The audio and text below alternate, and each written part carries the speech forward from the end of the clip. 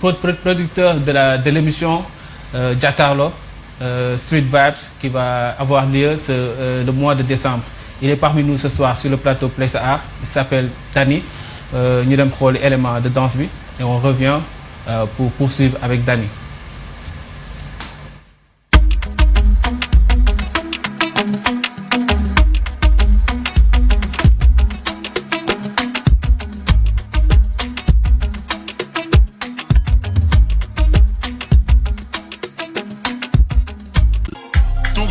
Summer Street Vibes présente la deuxième édition du Battle Jakaarlo le 12 décembre à la place du Souvenir à partir de 16h. Un événement 100% dance urbaine classé en 2 catégories, popping et hip.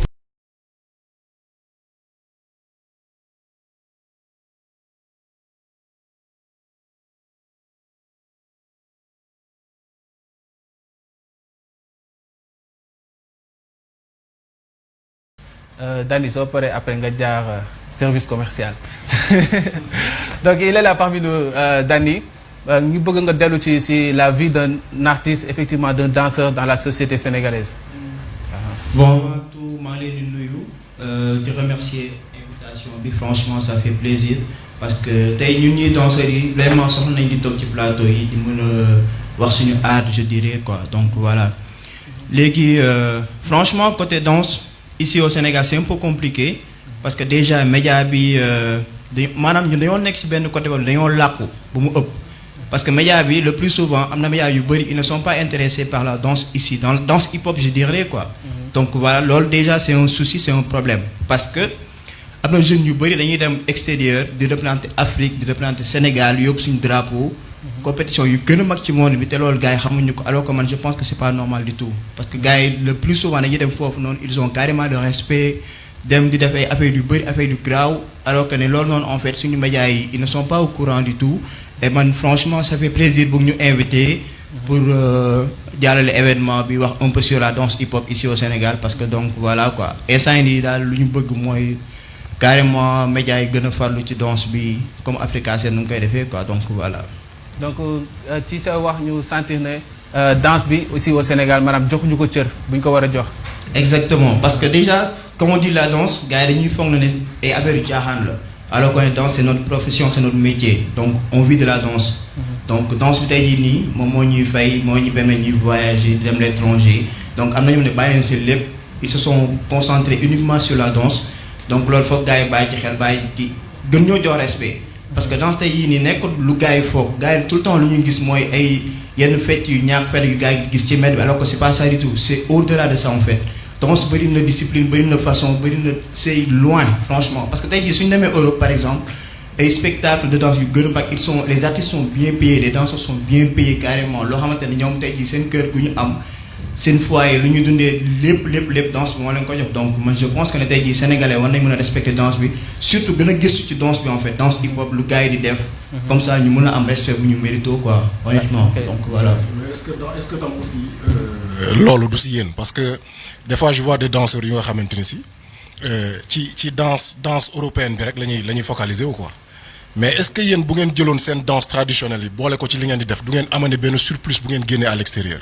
Ok ci côté boobu en fait dans 2 parties am na ñoo xamante ne carrément danse parce que on sait que la danse hip-hop est née aux États-Unis donc voilà après c'est les années 70 plus précisément il y a des styles qui se sont conçus dans les années 78 donc comme le hip-hop comme le popping par exemple le popping a été conçu en 1978 plus précisément parce que man spécialité boobu laay def danse hip-hop donc voilà léegi dafa bëri façon parce que tey jii nii am na ay danseurs yoo xamante ne ils ont appris à faire la danse traditionnelle mooy ñun suñu origine donc c'est ce qu'on appelle l'originalité d'un danseur donc mooy nga jël lu européen bi am nga puiser ko boole ko lu maanaam suñu culture quoi donc comme le mbalax donc il y a beaucoup de façons donc il y a beaucoup de gens yoo xamante ne carrément dañuy mixer ñaar yooyu noonu dem étranger di représenter te il y a des vidéos en plus qui le prouvent carrément quoi. Dany man si côté boobu je vois un tout petit peu l'inverse c'est-à-dire que ne ñun à travers si suñuy instrument ñoom mën nañ ko jël adapté ko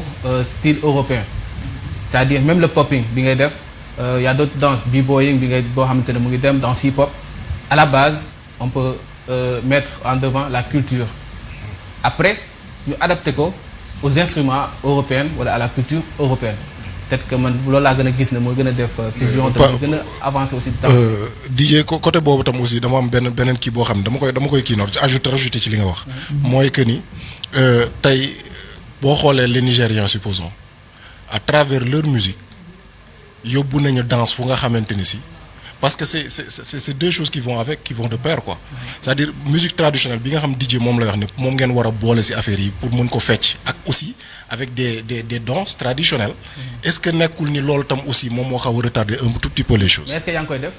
exactement. man personnellement def ma ko mais am na ñu koy def ñu nekk fii par exemple il y a un groupe qui s'appelle Pao Crew. donc groupe de break la. donc ñoom par exemple chaque année dañuy représenter Afrique. au niveau international dans une compétition qu'on appelle Battle of the Year donc peut-être xam ngeen ko. Battle 100% break dance la. te compétition bu mag a mag la. ñoom par exemple ñoom lu ñu def donc franchement il y a les archives sur YouTube. ñoom lu ñu def par exemple dañoo jël dem gis benn beatmaker ñu jël suñuy instrument.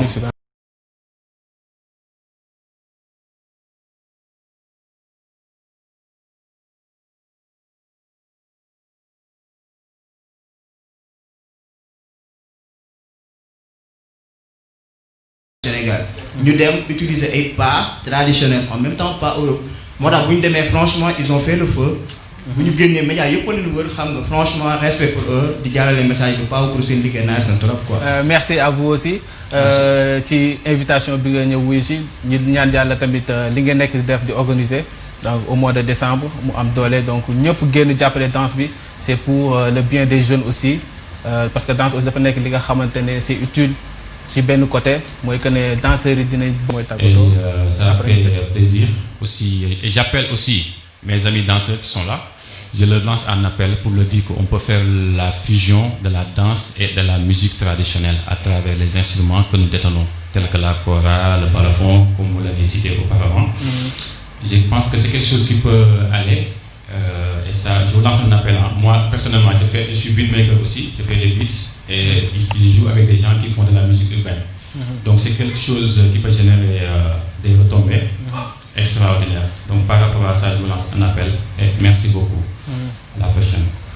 On termine avec man mi sax indi woon naa sama kii bi sama xale gisoo ko woon sànq. ñu bàyyi la nga tàggoo téléspectateur. Donc franchement je remercie encore sama grand. franchement gis nañu ne carrément moo ngi def ay affaires ci danse bi donc encore merci pour l'invitation bi. donc mon grand t'inquiète maa ngi yow franchement nañu liggéey quoi. pas de souci franchement. donc maa ngi remercier ñëpp équipe bi gars yëpp waa Africa 7 ñëpp. di bëgg sama waa team sama Street Vibe donc mooy sama structure en fait. je suis le fondateur donc. ak team bu franchement team bu actif tout le temps ñoo ngi nii nekk sama ginnaaw di jàpp ci événement bi. donc remercier famille bi danseurs yi ñëpp maa ngi leen di béggee. dinañ jox rendez-vous samedi prochain donc le 2 décembre à la place du souvenir à partir de 16h. donc invité naa leen ñëpp ngeen ñëw découvrir danse bi xam nga gis carrément danseurs yi lu ñu capable def quoi. alors jaajëf merci. ok.